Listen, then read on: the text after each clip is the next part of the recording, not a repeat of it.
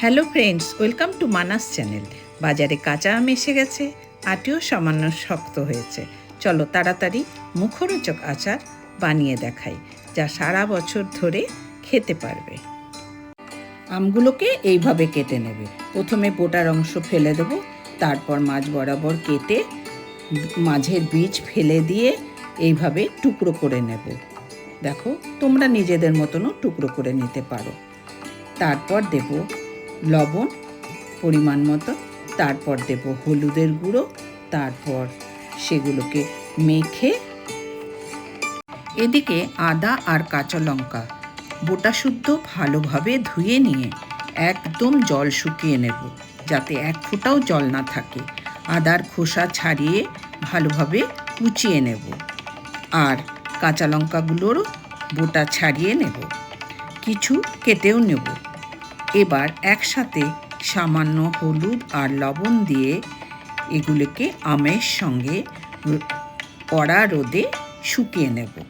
দেখো, একদিনেই কত সুন্দরভাবে আমার আম এবং আদা আর কাঁচা লঙ্কা বেশ ভালোভাবেই জল শুকিয়ে গেছে।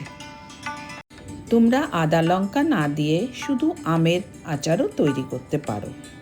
আচারের মশলা হিসাবে নিয়ে নিয়েছি জোয়ান, কালো জিরে, জিরে, ধনে, হলুদ বা কালো রঙের সর্ষে, রাঁধুনি,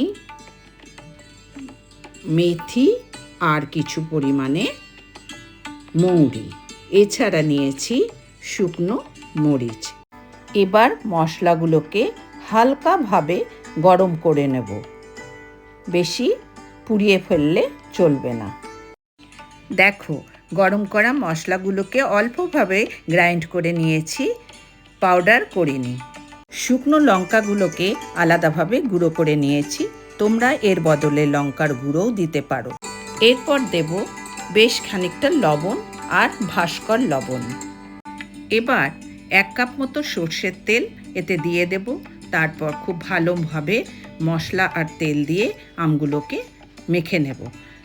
আমি একটি স্টিলের বাসনে রেখেছি ঢাকনা দেওয়া, তোমরা কাচের বয়মেও রাখতে পারো। এই ধরনের পাত্রে রাখলে রোদে দিতে সুবিধে হবে, কারণ এই আচার তৈরি হয় রোদের গরমে।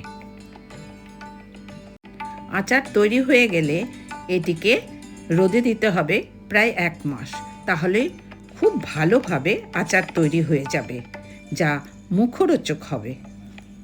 এই আচার সারা বছর ধরে খেতে পারবে।